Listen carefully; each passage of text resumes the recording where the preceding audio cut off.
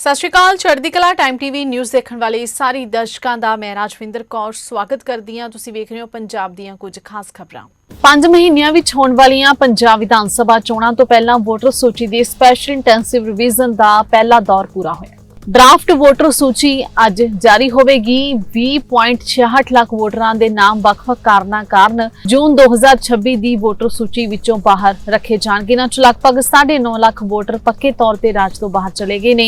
5.75 ਲੱਖ ਵੋਟਰਾਂ ਦੀ ਮੌਤ ਹੋ ਗਈ ਹੈ। ਲਗਭਗ 1,20,000 ਵੋਟਰ ਡੁਪਲੀਕੇਟ ਪਾਏ ਗਏ ਨੇ। ਇਸ ਦੌਰਾਨ ਪੰਜਾਬ ਭਰ 'ਚ 4,12,000 ਵੋਟਰਾਂ ਦਾ ਪਤਾ ਨਹੀਂ ਲੱਗਿਆ। ਜੇਕਰ ਇਹ ਵੋਟਰ ਅੰਤਿਮ ਸੂਚੀ 'ਚ ਆਪਣੇ ਨਾਮ ਸ਼ਾਮਿਲ ਕਰਾਉਣਾ ਚਾਹੁੰਦੇ ਨੇ ਤਾਂ ਉਹ ਡਰਾਫਟ ਸੂਚੀ ਜਾਰੀ ਹੋਣ ਤੋਂ ਬਾਅਦ ਬਲਾਕ ਵਿਕਾਸ ਅਧਿਕਾਰੀ ਕੋਲ ਦਾਅਵਾ ਜਾਂ ਇਤਰਾਜ਼ ਦਰਜ ਕਰਵਾ ਸਕਦੇ ਨੇ। ਲਾਪਤਾ ਵੋਟਰਾਂ ਤੋਂ ਇਲਾਵਾ ਉਹਨਾਂ ਵੋਟਰਾਂ ਲਈ ਪ੍ਰਕਿਰਿਆ ਨੂੰ ਸਮਝਣਾ ਵੀ ਮਹੱਤਵਪੂਰਨ ਹੈ ਜਿਨ੍ਹਾਂ ਦੇ ਨਾਮ ਡਰਾਫਟ ਵੋਟਰ ਸੂਚੀ 'ਚ ਨੇ ਪਰ ਜਿਨ੍ਹਾਂ ਦੇ ਰਿਕਾਰਡ ਪਿਛਲੀ SIR ਸੂਚੀ ਨਾਲ ਮੈਪ ਨਹੀਂ ਕੀਤੇ ਗਏ ਨੇ। ਪਹਿਲਾਂ ਇਹ ਪਤਾ ਲਗਾਉਣ ਸਿੱਖੋ ਕਿ ਤੁਹਾਡਾ ਨਾਮ ਡਰਾਫਟ ਵੋਟਰ ਸੂਚੀ ਵਿੱਚ ਹੈ ਜਾਂ ਨਹੀਂ। ਇਨੀ ਦਿਨੀ ਜਗਤਾਰ ਸਿੰਘ ਹਵਾਰਾ ਦੀ ਪੈਰੋਲ ਦਾ ਮੁੱਦਾ ਚਰਚਾ ਦਾ ਵਿਸ਼ਾ ਬਣਿਆ ਹੋਇਆ। ਪੰਜਾਬ ਦੇ ਮੁੱਖ ਮੰਤਰੀ ਭਗਵੰਤ ਸਿੰਘ ਮਾਨ ਤੋਂ ਬਾਅਦ ਹੁਣ ਸਾਬਕਾ ਕੇਂਦਰੀ ਮੰਤਰੀ ਤੇ ਭਾਜਪਾ ਆਗੂ ਰਵਨੀਤ ਸਿੰਘ ਬਿੱਟੂ ਨੇ ਵੀ ਦੇਰ ਸ਼ਾਮ ਪੰਜਾਬ ਦੇ ਰਾਜਪਾਲ ਗੁਲਾਬ ਚੰਦ ਕਟਾਰੀਆ ਨਾਲ ਮੁਲਾਕਾਤ ਕੀਤੀ ਹੈ। ਬਿੱਟੂ ਨੇ ਮਨੁੱਖੀ ਆਧਾਰ ਤੇ ਹਵਾਰਾ ਨੂੰ ਪੈਰੋਲ ਦੇਣ ਦਾ ਸਮਰਥਨ ਕੀਤਾ ਤੇ ਹਵਾਰਾ ਦੀ ਪੈਰੋਲ ਪਟੀਸ਼ਨ ਬਾਰੇ ਰਾਜਪਾਲ ਵੱਲੋਂ ਸਕਾਰਾਤਮਕ ਰੁਖ ਦਾ ਵੀ ਸਵਾਗਤ ਕੀਤਾ। ਪੰਜਾਬ ਦੇ ਮਰਹੂਮ ਮੁੱਖ ਮੰਤਰੀ ਬੇਅੰਤ ਸਿੰਘ ਦੇ ਪੋਤੇ ਬਿੱਟੂ ਨੇ ਕਿਹਾ ਕਿ ਇਸ ਮਾਮਲੇ ਪ੍ਰਤੀ ਮਨੁੱਖਤਾਵਾਦੀ ਪਹੁੰਚ ਅਪਣਾਉਣ ਲਈ ਰਾਜਪਾਲ ਦਾ ਧੰਨਵਾਦ ਕਰਨ ਲਈ ਮਿਲੇ ਸਾਨੂੰ ਨਾਮ। ਹਵਾਰਾ ਦੀ ਬਜ਼ੁਰਗ ਮਾਂ ਦੀ ਹਾਲਤ ਨੂੰ ਦੇਖਦੇ ਹੋਏ ਪੈਰੋਲ ਦੇਣ ਦੀ ਵਕਾਲਤ ਕੀਤੀ ਹੈ। ਬਿੱਟੂ ਨੇ ਮੁਲਾਕਾਤ ਦੀ ਤਸਵੀਰ ਸਾਂਝੀ ਕਰਦੇ ਟਿੱਪਣੀ ਕੀਤੀ ਹੈ ਕਿ ਉਹਨਾਂ ਦਾ ਪਰਿਵਾਰ ਮੰਨਦਾ ਹੈ ਕਿ ਇੱਕ ਬਜ਼ੁਰਗ ਮਾਂ ਨੂੰ ਆਪਣੇ ਪੁੱਤ ਦੇ ਕੰਮਾਂ ਦੇ ਨਤੀਜੇ ਨਹੀਂ ਭੁਗਤਣੇ ਚਾਹੀਦੇ। ਉਹਨਾਂ ਉਮੀਦ ਜਤਾਈ ਕਿ ਜਲਦ ਹੀ ਇਸ ਮਾਮਲੇ ਤੇ ਵਿਚਾਰ ਕਰਕੇ ਕਾਨੂੰਨ ਅਨੁਸਾਰ ਫੈਸਲਾ ਲਿਆ ਜਾਏਗਾ। ਬਿੱਟੂ ਨੇ ਕਿਹਾ ਕਿ ਜਿੱਥੇ ਉਹਨਾਂ ਦਾ ਪਰਿਵਾਰ ਹਮੇਸ਼ਾ ਸਵਰਗੀ ਬੇਅੰਤ ਸਿੰਘ ਦੀ ਕੁਰਬਾਨੀ ਦਾ ਸਨਮਾਨ ਕਰਦਾ ਰਹੇਗਾ ਉੱਥੇ ਸਮਾਜ ਨੂੰ ਅੱਗੇ ਵਧਾਉਣ ਲਈ ਦਇਆ, ਮਨੁੱਖਤਾ ਤੇ ਸ਼ਾਂਤੀ ਦੀ ਵੀ ਕਦਰ ਕੀਤੀ ਜਾਣੀ ਚਾਹੀਦੀ ਹੈ। ਇਸ ਤੋਂ ਪਹਿਲਾਂ ਬੀਤੇ ਦਿਨੀ ਪੰਜਾਬ ਦੇ ਮੁੱਖ ਮੰਤਰੀ ਭਗਵੰਤ ਮਾਨ ਦੇ ਵੱਲੋਂ ਵੀ ਰਾਜਪਾਲ ਦੇ ਨਾਲ ਮੁਲਾਕਾਤ ਕੀਤੀ ਗਈ ਸੀ। ਮੁੱਖ ਮੰਤਰੀ ਨੇ ਕਿਹਾ ਸੀ ਕਿ ਹਵਾਰਾ ਦੀ ਮਾਤਾ ਜੀ ਦੀ ਸਿਹਤ ਖਰਾਬ ਹੈ ਤੇ ਪੰਜਾਬ ਸਰਕਾਰ ਨੇ ਪਹਿਲਾਂ ਮਨੁੱਖੀ ਆਧਾਰ ਤੇ ਪੈਰੋਲ ਦੀ ਸਿਫਾਰਿਸ਼ ਕਰਨ ਵਾਲਾ ਇੱਕ ਪੱਤਰ ਲਿਖਿਆ ਸੀ। ਹੁਣ ਇਸ ਮੁੱਦੇ ਨੂੰ ਲੈ ਕੇ ਉਹਨਾਂ ਨੇ ਮੁਲਾਕਾਤ ਕੀਤੀ। ਇਸ ਮਾਮਲੇ ਵਿੱਚ ਰਾਜਪਾਲ ਕੇਂਦਰ ਸਰਕਾਰ ਨੂੰ ਸਿਫਾਰਿਸ਼ ਕਰਨਗੇ ਤੇ ਅਗਲਾ ਫੈਸਲਾ ਕੇਂਦਰੀ ਗ੍ਰਹਿ ਮੰਤਰਾਲੇ ਵੱਲੋਂ ਲਿਆ ਜਾਵੇਗਾ।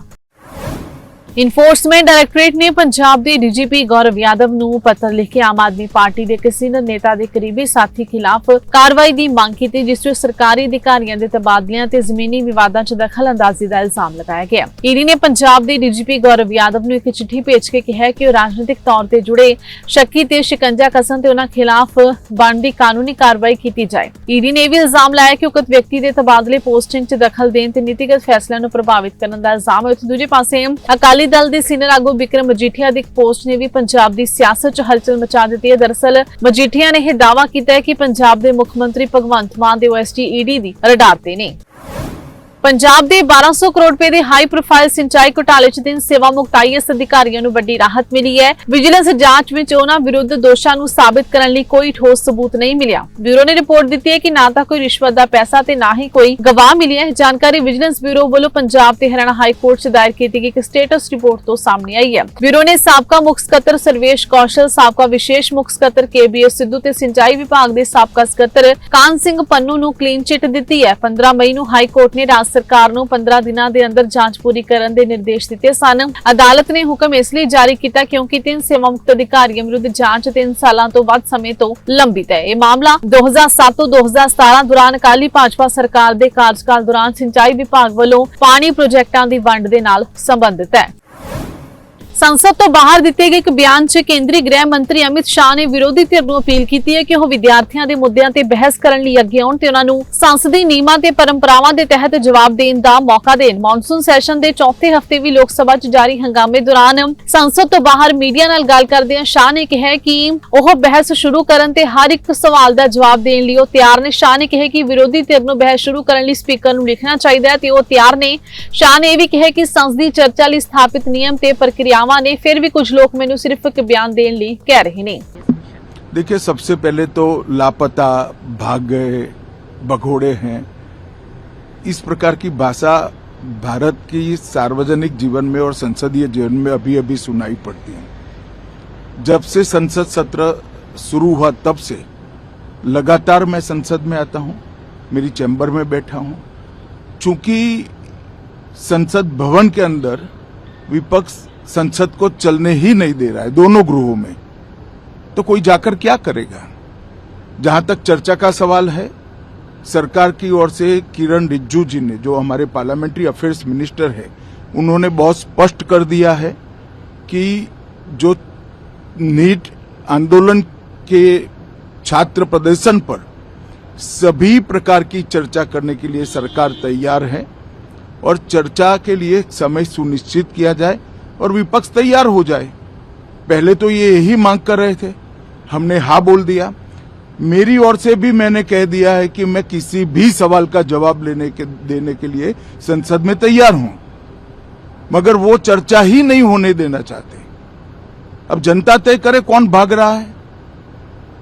आज भी मैं कहता हूं, आज 3 बजे तक स्पीकर साहब को वो पत्र दे दे, 3 बजे से लेकर कल 3 बजे तक सभी प्रकार की चर्चा के लिए हम तैयार हैं। मैं सदन में ही बैठूंगा, सबको सुनूंगा और सब चीजों का जवाब दूंगा। सरकार के पास छुपाने के लिए कुछ नहीं है। वो भी चर्चा करूंगा कि आपने क्यों चर्चा नहीं चाहिए।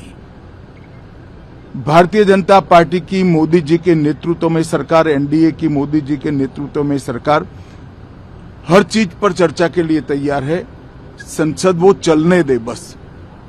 आज मैं चैनलों के माध्यम से इन विपक्ष को कहना चाहता हूं कि आप एक पत्र 2 बजे तक लिखकर दे दीजिए स्पीकर साहब को, 3 बजे से चर्चा चालू कर देंगे और कल 3 बजे मैं जवाब दे दूंगा सारी चीजों का। संसद में चर्चा करने के नियम बने हैं, तरीके बने हैं। अब मुझे कोई कहता है कि आप एक स्टेटमेंट दे दो, इतने गंभीर मसले पर इस तरह से चर्चा नहीं हो सकती है। शायद आपके पद्धति में होगा, मगर संसदीय पद्धति ये नहीं है। संसद में एट लेंथ चर्चा होती है। आज 3 बजे से देर रात तक, जब तक वो बैठे, और कल दोपहर 3 बजे तक हम तो क्वेश्चन आवर भी सस्पेंड करने के लिए तैयार है, अगर स्पीकर साहब अनुमति देते हैं तो। कल 3 बजे तक मैं चर्चा के लिए तैयार हूं। मैं खुद बैठूंगा, हर चीज लिखूंगा और हर चीज का जवाब दूंगा, जिससे देश की जनता के सामने सारी चीजें स्पष्ट हो जाए, दूध का दूध और पानी का पानी हो जाए। अब विपक्ष ने तय करना है कि उनको चर्चा करनी है या हंगामा करना है। ਅਦਾਕਾਰਾ ਤੇ ਭਾਜਪਾ ਸੰਸਦ ਮੈਂਬਰ ਕੰਗਨਾ ਰਣੌਤ ਨੇ ਵਿਦਿਆਰਥੀਆਂ ਦੇ ਚੱਲ ਰਹੇ ਵਿਰੋਧ ਪ੍ਰਦਰਸ਼ਨਾਂ ਬਾਰੇ ਉਹਨਾਂ ਦੀਆਂ ਹਾਲੀਆ ਟਿੱਪਣੀਆਂ ਲਈ ਅਦਾਕਾਰ ਨਸਰੁਦੀਨ ਸ਼ਾਹ ਤੇ ਤਿੱਖਾ ਨਿਸ਼ਾਨਾ ਵਿੰਨਿਆ। ਕੰਗਨਾ ਦੀ ਹੀ ਟਿੱਪਣੀ ਅਦਾਕਾਰ ਪਿਊਸ਼ ਮਿਸ਼ਰਾ ਵੱਲੋਂ ਝਾਰਖੰਡ 'ਚ ਵਿਦਿਆਰਥੀਆਂ ਵੱਲੋਂ ਭਰਤੀ ਪ੍ਰੀਖਿਆਵਾਂ 'ਚ ਕਥਿਤ ਬੇਨੀਮੀਆਂ ਨੂੰ ਲੈ ਕੇ ਕੀਤੇ ਗਏ ਵਿਰੋਧ ਪ੍ਰਦਰਸ਼ਨਾਂ ਤੇ ਸ਼ਾਹ ਦੀ ਚੁੱਪੀ ਤੇ ਸਵਾਲ ਉਠਾਉਣ ਤੋਂ ਬਾਅਦ ਆਈ ਹੈ। ਕੰਗਨਾ ਨੇ ਇੰਸਟਾਗ੍ਰਾਮ ਤੇ ਮਿਸ਼ਰਾ ਦੀ ਟਿੱਪਣੀਆਂ ਬਾਰੇ ਰਿਪੋਰਟ ਸਾਂਝੀ ਕੀਤੀ। ਸ਼ਾਹ ਤੇ ਸਿੱਧਾ ਨਿਸ਼ਾਨਾ ਸਾਧੇ ਉਸਨੇ ਕਿਹਾ ਕਿ ਉਸ ਨੂੰ ਲੂੰਬੜੀ ਦੀ ਬਜਾਏ ਕੁੱਤਾ ਕਿਹਾ ਜਾਣਾ ਪਸੰਦ ਹੋਏਗਾ। ਕੁੱਤੇ ਦੀ ਵਫਾਦਾਰੀ ਦਾ ਹਵਾਲਾ ਦਿੰਦੇ ਹੋਏ ਉਸਨੇ ਸ਼ਾਹ ਤੇ ਕਥਿਤ ਤੌਰ ਤੇ ਗਵਾਂਢੀ ਦੇਸ਼ ਦੇ ਹੱਕ ਵਿੱਚ ਬੋਲਦੇ ਹੋਏ ਭਾਰਤ ਤੋਂ ਲਾਭ ਉਠਾਉਣ ਦਾ ਵੀ ਦੋਸ਼ ਲਗਾਇਆ। ਕੰਗਨਾ ਨੇ ਨਸੀਰੁਦੀਨ ਸ਼ਾਹ ਤੇ ਨਿਸ਼ਾਨਾ ਸਾਧੇ ਕਿਹਾ ਕਿ ਹਰ ਵਿਅਕਤੀ ਕਿਸੇ ਨਾ ਕਿਸੇ ਪ੍ਰਤੀ ਵਫਾਦਾਰ ਹੁੰਦਾ ਹੈ, ਪਰ ਉਸ ਨੂੰ ਮਾਣ ਹੈ ਕਿ ਉਸ ਦੇਸ਼ ਦੀ ਰਾਖੀ ਤੇ ਸੇਵਾ ਕਰਦੀ, ਜਿਸ ਦੀ ਰੋਟੀ ਉਹ ਖਾਂਦੀ। ਉਸਨੇ ਕਿਹਾ ਕਿ ਜੇਕਰ ਕੋਈ ਉਸ ਨੂੰ ਕੁੱਤਾ ਕਹਿੰਦਾ ਤਾਂ ਉਸ ਨੂੰ ਬੇਇੱਜ਼ਤੀ ਨਹੀਂ, ਸਗੋਂ ਤਾਰੀਫਮੰਦੀ, ਕਿਉਂਕਿ ਵਫਾਦਾਰੀ ਹਰ ਕਿਸੇ ਵਿੱਚ ਨਹੀਂ ਹੁੰਦੀ। ਕੰਗਨਾ ਨੇ ਤੰਜ ਕੱਸਦੇ ਕਿਹਾ ਕਿ ਉਹ ਨਸੀਰੁਦੀਨ ਸ਼ਾਹ ਵਰਗੀ ਲੋਮੜੀ ਬਣਨ ਦੀ ਬਜਾਏ ਵਫਾਦਾਰ ਕੁੱਤਾ ਬਣਨਾ ਪਸੰਦ ਕਰੇਗੀ। ਵਿਵਾਦ ਉਦੋਂ ਸ਼ੁਰੂ ਹੋਇਆ ਜਦੋਂ ਵਿਦਿਆਰਥੀ ਵਿਰੋਧ ਪ੍ਰਦਰਸ਼ਨ ਦੌਰਾਨ ਨਾ ਬੋਲਣ ਲਈ ਨਸੀਰੁਦੀਨ ਸ਼ਾਹ ਨੇ ਕਈ ਏ-ਲਿਸਟ ਬਾਲੀਵੁੱਡ ਹਸਤੀਆਂ ਦੀ ਆਲੋਚਨਾ ਕੀਤੀ। ਸ਼ਾਹ ਨੇ ਕਿਹਾ ਸੀ ਕਿ ਮਸ਼ਹੂਰ ਹਸਤੀਆਂ ਉਦੋਂ ਬੋਲਣਗੀਆਂ ਜਦੋਂ ਉਹਨਾਂ ਦੀ ਜ਼ਮੀਰ ਉਹਨਾਂ ਨੂੰ ਕਹੇਗੀ। ਉਹਨਾਂ ਨੇ ਇੱਕ ਕੁੱਤੇ ਦੇ ਮੂੰਹ ਵਿੱਚ ਹੱਡੀ ਨਾਲ ਇੱਕ ਉਦਾਹਰਨ ਵੀ ਦਿੱਤੀ, ਕਿਹਾ ਕਿ ਹੱਡੀ ਖਤਮ ਹੋਣ ਤੱਕ ਭੌਂਕ ਨਹੀਂ ਸਕਦਾ। ਪਿਊਸ਼ ਮਿਸ਼ਰਾ ਨੇ ਰਾਂਚੀ ਦੇ ਜੈਪਾਲ ਸਿੰਘ ਮੁੰਡਾ ਸਟੇਡੀਅਮ 'ਚ ਪ੍ਰਦਰਸ਼ਨਕਾਰੀ ਵਿਦਿਆਰਥੀਆਂ ਨਾਲ ਮੁਲਾਕਾਤ ਤੋਂ ਬਾਅਦ ਟਿੱਪਣੀ ਦਾ ਜਵਾਬ ਦਿੱਤਾ। 15 ਅਗਸਤ ਆਜ਼ਾਦੀ ਦਿਹਾੜੇ ਦੇ ਮੱਦੇਨਜ਼ਰ ਥਾਣਾ ਮਹਿਤਾ ਦੇ ਐਸਐਚਓ ਸਿਮਰਨਜੀਤ ਕੌਰ ਨੇ ਪੁਲਿਸ ਪਾਰਟੀ ਸਣੇ ਕਸਬੇ ਦੇ ਵਿੱਚ ਫਲੈਗ ਮਾਰਚ ਕੀਤਾ। ਇਸ ਦੌਰਾਨ ਪੁਲਿਸ ਵੱਲੋਂ ਕਸਬੇ ਦੇ ਵੱਖ-ਵੱਖ ਬਾਜ਼ਾਰਾਂ ਤੇ ਪ੍ਰਮੁੱਖ ਸਥਾਨਾਂ ਦਾ ਦੌਰਾ ਕਰਦੇ ਸੁਰੱਖਿਆ ਪ੍ਰਬੰਧਾਂ ਦਾ ਜਾਇਜ਼ਾ ਲਿਆ ਗਿਆ। ਐਸਐਚਓ ਮਹਿਤਾ ਨੇ ਦੱਸਿਆ ਕਿ ਆਜ਼ਾਦੀ ਦਿਵਸ ਨੂੰ ਲੈ ਕੇ ਇਲਾਕੇ 'ਚ ਸੁਰੱਖਿਆ ਦੇ ਪੁਖਤਾ ਪ੍ਰਬੰਧ ਕੀਤੇ ਗਏ ਨੇ। ਉਹਨਾਂ ਲੋਕਾਂ ਨੂੰ ਅਪੀਲ ਕੀਤੀ ਕਿਸੇ ਵੀ ਸ਼ੱਕੀ ਵਿਅਕਤੀ ਜਾਂ ਵਸਤੂ ਬਾਰੇ ਤੁਰੰਤ ਪੁਲਿਸ ਨੂੰ ਸੂਚਿਤ ਕਰਨ। ਪੁਲਿਸ ਵੱਲੋਂ ਲੋਕਾਂ ਨੂੰ ਅਮਨ ਸ਼ਾਂਤੀ ਬਣਾਈ ਰੱਖਣ ਤੇ ਸੁਰੱਖਿਆ ਪ੍ਰਬੰਧਾਂ 'ਚ ਸਹਿਯੋਗ ਦੇਣ ਦੀ ਅਪੀਲ ਵੀ ਕੀਤੀ ਗਈ ਹੈ। ਮਾਰਚ ਮਾਨਯੋਗ ਐਸਐਸਪੀ ਸਾਹਿਬ ਜ਼ਿਲ੍ਹਾ ਅੰਮ੍ਰਿਤਸਰ ਦਿਹਾਤੀ ਜੀ ਦੇ ਦਿਸ਼ਾ ਨਿਰਦੇਸ਼ਾਂ ਹੇਠ ਫਲੈਗ ਮਾਰਚ ਕਰਵਾਏ ਜਾ ਰਹੇ ਹਨ, ਜੋ ਇਹ ਸਿਕਿਉਰਿਟੀ ਪੱਖੋਂ 15 ਅਗਸਤ ਦੇ ਨੂੰ ਮੁੱਖ ਰੱਖਦੇ ਹੋਏ ਵੱਖ-ਵੱਖ ਸਮੂਹ ਥਾਣਿਆਂ ਦੇ ਵਿੱਚ ਕੈਸੋ ਆਪਰੇਸ਼ਨ ਅਤੇ ਫਲੈਗ ਮਾਰਚ ਕੀਤੇ ਜਾ ਰਹੇ ਹਨ ਅਤੇ ਮਾਨਯੋਗ ਐਸਐਸਪੀ ਸਾਹਿਬ ਅਤੇ ਮਾਨਯੋਗ ਡੀਐਸਪੀ ਸਾਹਿਬ ਸ਼੍ਰੀ ਬਲਜੀਤ ਸਿੰਘ ਸਬ ਡਿਵੀਜ਼ਨ ਜੰਡਿਆਲਾ ਵੱਲੋਂ ਵੀ ਹਦਾਇਤਾਂ ਦਿੱਤੀਆਂ ਗਈਆਂ ਹਨ, ਜਿਸ ਦੇ ਵਿੱਚ ਇਲਾਕੇ ਦੇ ਵਿੱਚ ਡੇ ਨਾਈਟ ਦੇ ਨਾਕੇ ਵਧਾ ਦਿੱਤੇ ਗਏ ਹਨ ਅਤੇ ਚੌਕਸੀ ਅਤੇ ਗਸ਼ਤ ਪੈਟਰੋਲਿੰਗ ਟੀਮਾਂ ਦੇ ਵਿੱਚ ਵੀ ਵਾਧਾ ਕੀਤਾ ਗਿਆ ਹੈ।